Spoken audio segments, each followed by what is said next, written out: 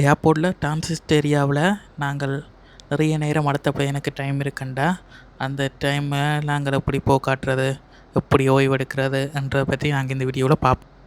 1 or 2 hours தான் இருக்குண்டா அது பிரச்சனை இல்லை. இங்கே குளிக்கிறதுக்கு இடம் இருக்குது, ஃப்ரீயாக பாத்ரூம்ஸ் இருக்குது. அதோட கொஞ்சம் படுத்து ஓய்வெடுக்கிற மாதிரி கதிரையிலும் நிறைய இருக்குது. அப்போ அதை சூஸ் பண்ணலாம். ஆனால் அதை விட நிறைய நேரம் எங்களுக்கு இருக்குண்டா அதுக்கு 2-3 வழி இருக்குது. நான் துபாய் ஏர்போர்ட்டில் பார்த்த வரைக்கும் அங்கே மர்ஹபா லான்ச்சஸ் நிறைய இருக்குது. அதோட ஏர்லைன்ஸ் லான்ச்சஸும் நிறைய இருக்குது. அதோட டிஎக்ஸ்பி என்ற ஹோட்டலும் இருக்குது. அந்த ஹோட்டல் நாங்கள் Booking.comலேயே போய் புக் பண்ணலாம்.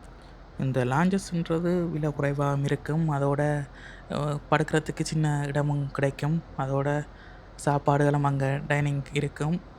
குளிக்கிறதுக்கு ஏற்ற பாத்ரூம்கள் எல்லாம் வசதியில் இருக்கும். ஆனால் என்ன, நிறைய பேரோட பண்ணுற மாதிரி நிறைய பேர் அப்படி இருப்பினா உங்களுக்கு ப்ரைவேட்டாக ஒரு ரூம் தேவையாண்டா நீங்கள் டிஎக்ஸ்பி ஹோட்டலை புக் பண்ணுறது நல்லது.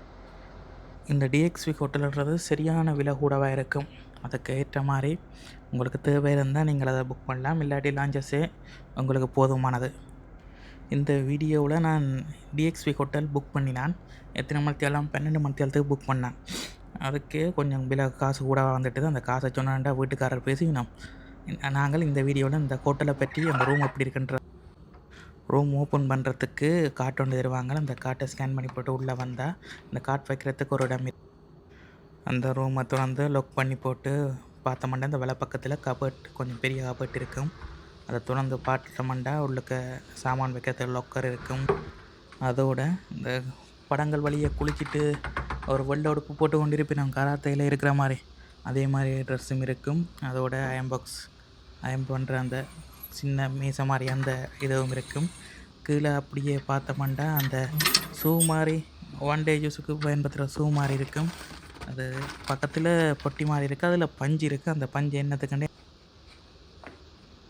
சரி காசு கொடுத்துட்டோமேண்ட அந்த செருப்பையும் போட்டுக்கொண்டு ரூம் உங்களுக்கு எப்படி இருக்குன்னு நான் சுற்றி காட்டுறேன். இதுதான் ரூம். பார்க்க எப்படி இருக்குது. சரி, இதை நான் ஒவ்வொண்டா உங்களுக்கு என்னென்ன இருக்குன்னு சொல்கிறேன். முதல்ல நாங்கள் இடப்பக்கம் ஒரு கண்ணாடி இருக்குது. அதில் அந்த நான் வெள்ளை உடுப்பை போட்டிருக்கிறேன். எப்படி இருக்கு, எனக்கு பிடிச்சிருந்தப்பா.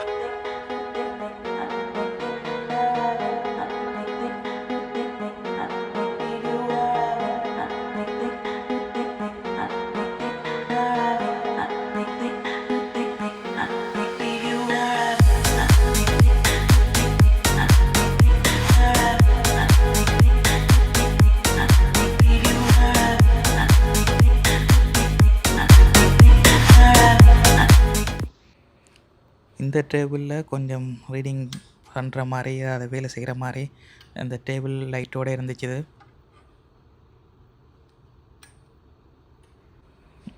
இந்த மேசைக்கு வலது பக்கத்தில் ஒரு டஸ்ட்பின் இருந்துச்சு. அந்த டஸ்ட்பினுக்கு இஞ்சால் ஒரு முக்கியமான சாமான் ஒன்று இருக்குது. அதை பற்றி உங்களுக்கு நான் சொல்கிறேன். இதானப்பா மசாஜ் சேர். மசாஜ் சேரில் நான் ஆசைப்பட்டு ஓடி போய் அங்கால இடப்பக்கத்தில் ஒரு பொட்டிக்க ரிமோட் மாதிரி ஒரு கண்ட்ரோல் இருக்கும்.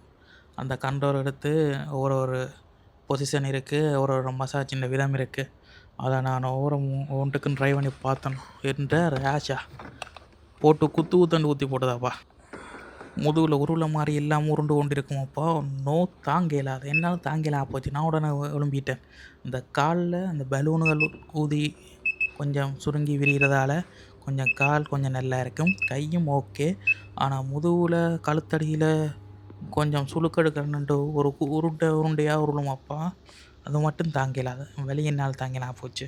எனக்கு என்ன ஒரு சேஃப் இல்லாத மாதிரி கிடக்கு. ஏதோ ஆசைக்கு ட்ரை பண்ணி பார்த்தேன். இந்த பார்த்திங்கன்னா இந்த முதுகு பக்கம் அந்த கொஞ்சம் வீங்கி விரிகிற மாதிரி அது கொஞ்சம் நார்மல், அது கொஞ்சம் நல்லா இருக்கும். ஆனால் அந்த இப்போ பார்த்திங்கன்னா துடிச்சு கொண்டு இருக்குது. அது இந்த லெதருக்கு வடிவாக தெரியல. ஆனால் நீங்கள் சாஞ்சு படுத்துருந்தீங்கன்னா தாங்கலாது. வெளி சும்மா இந்த சேரில் இருந்த ஆசையெல்லாம் போட்டுது. இந்த சேரை விட்டுட்டு அங்கால போனோம்ட்டா கோப்பி டீ போடுறதுக்கு இந்த மிஷின் இருக்கும். அந்த இது கோப்பி போடுற மிஷின் இங்கால ஹீட்டர் இருக்குது. நாங்கள் கோப்பி டீ போட்டு குடிக்கலாம். இந்த கோப்பி மிஷினுக்கு இந்த பின்னுக்கு இருக்குது டேங்க் இருக்குல்ல, அதில் தண்ணி நிரப்பி போட்டு இங்கே இதில் போட்டிருக்கு. இதுக்குண்டு இங்கால இடப்பக்கம் ஒவ்வொரு கோப்பின்ற வகை இருக்கும். அந்த சின்ன அந்த டப்பி எடுத்து இந்த ஓட்டைக்கை போட்டுட்டு உள்ளுக்கு அமர்த்தி மூடி விட்டோம்ட்டா அது மூடுபட்டுரும். மூடி போட்ட பிறகு அந்த டூச்சை நாங்கள் ஒன் பண்ணோம்னா ஓகே. இது நான் ஏற்கனவே எப்படி செய்கிறேன்னு ட்ரை பண்ணி பார்த்தேன். நான் அந்த போட்டதை நாங்கள் இப்போ இப்படி இழுத்து வெளியில் எடுக்கலாம். இதை வெளியில் போட்டுட்டு நாங்கள் இப்படி புதுசாக ஒரு டீ ஒன்று போடுறோம். டீ என்ற புதுசாக இப்படி ஒரு காஃபி போடுறான்ட்டு பார்ப்போம். ஓகே, அதில் இருக்கிற ஒரு காஃபி ஃப்ளேவர் உள்ள டப்பாவை எடுத்து அந்த டிசைனுக்கு ஏற்ற மாதிரி அதில் வச்சுட்டு அந்த மேல் இது இருக்குல்ல, அதை கொஞ்சம் மூட கஷ்டமாக இருக்கும், கொஞ்சம் இறக்கி மூடிட்டோம்ட்டா ஓகே. இன்னைக்கு தண்ணி நிரப்பிட்டோம் தானே, இந்த நாங்கள் வெளியில் எடுத்த அந்த டப்பியம் ஒழுங்காக சரி போட்டு நாங்கள் டூச்சை ஒன் பண்ணோம்ட்டா ஓகே. தண்ணி ஹீட்டாக கொஞ்சம் டைம் எடுக்கும். ஓகே, டைம் எடுத்துட்டா ஓகே. நாங்கள் அந்த டீ அமர்த்தினோம், அந்த அடையாளத்தை அமர்த்தினோம்ட்டா டீ என்ற கொஃபி அடையாளத்தை அமர்த்தினோம்ட்டா கோப்பி வரும். அந்த தண்ணி அடையாளத்தை அமர்த்தினோம்ட்டா கொஞ்சம் சுடு தண்ணி வரும்.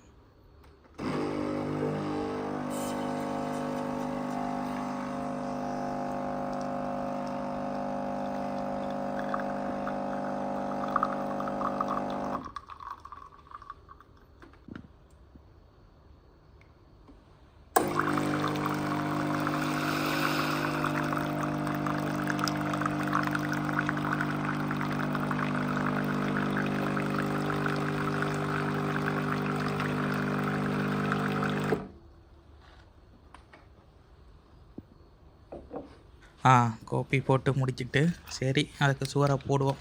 சுகரை நாங்கள் கொஞ்சம் பிச்சு போட்டுட்டு எப்படி டேஸ்ட்டாக இருக்குன்னு பார்ப்போம். கோயிலில் வீடியோ எடுக்கிறபடியாக கொஞ்சம் கஷ்டமாக இருக்குது, அதனால் வாயால் பிச்சு போட்டு அதில் போட்டு கலந்து போட்டு எப்படி டேஸ்ட்டாக இருக்குன்ட்டு நான் சொல்கிறேன்.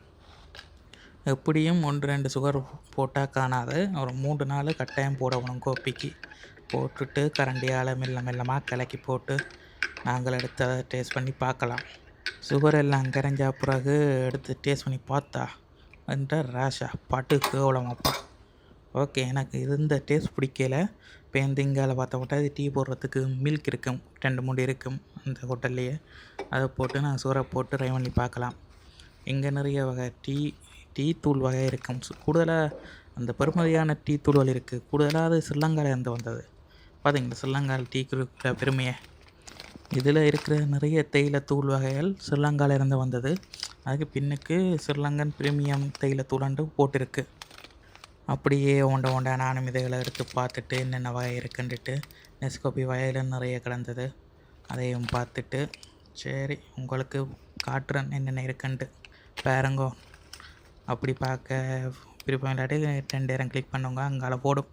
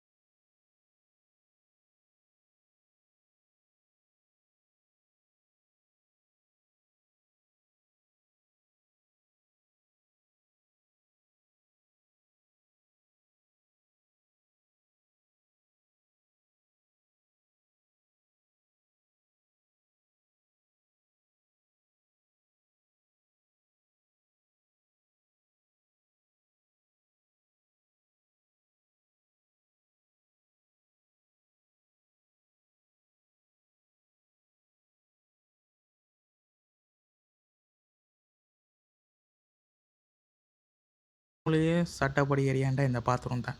இங்கே மேக்கப்புக்கு ஏற்ற லைட்டும் அங்கால ஹேர் ட்ரையரும் இருக்கும். இது பாக்ஸில் நிறைய சாமான் இருக்குது. அதை நான் என்னென்ன சாமான்கள் இருக்குன்னுட்டு உங்களுக்கு ஒன்றை நான் பிரித்து காட்ட போகிறேன்.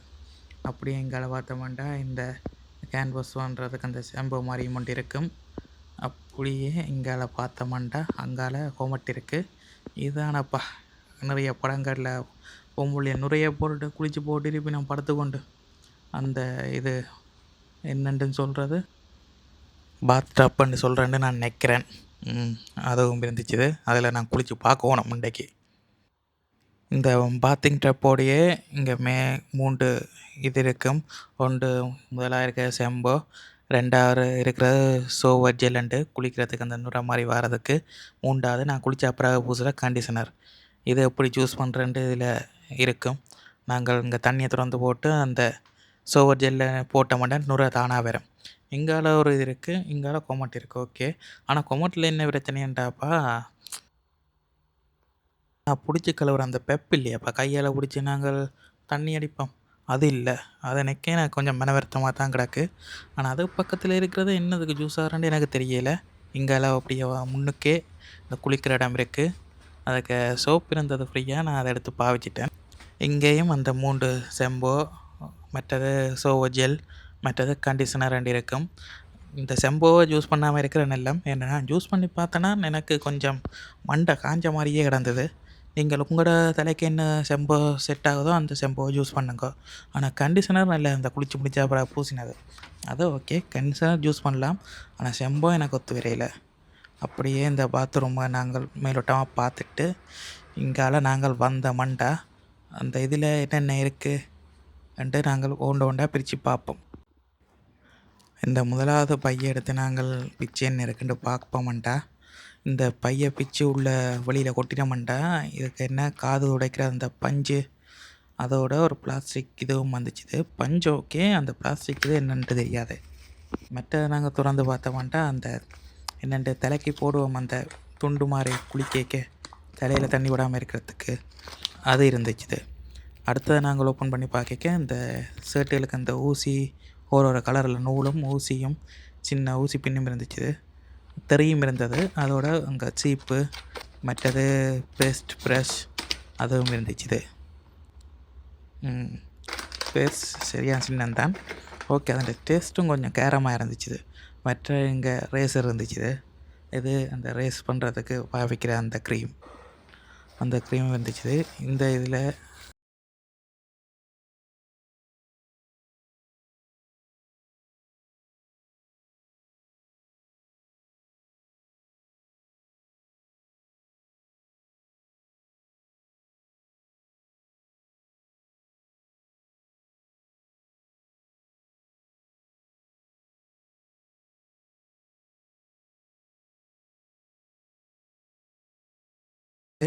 அதில் சில சேனல்களையும் பார்த்துட்டு அப்படியே இந்த டைம் முடிகிற கட்டத்தில் நான் அப்படியே வெளியில் வந்துட்டேன்.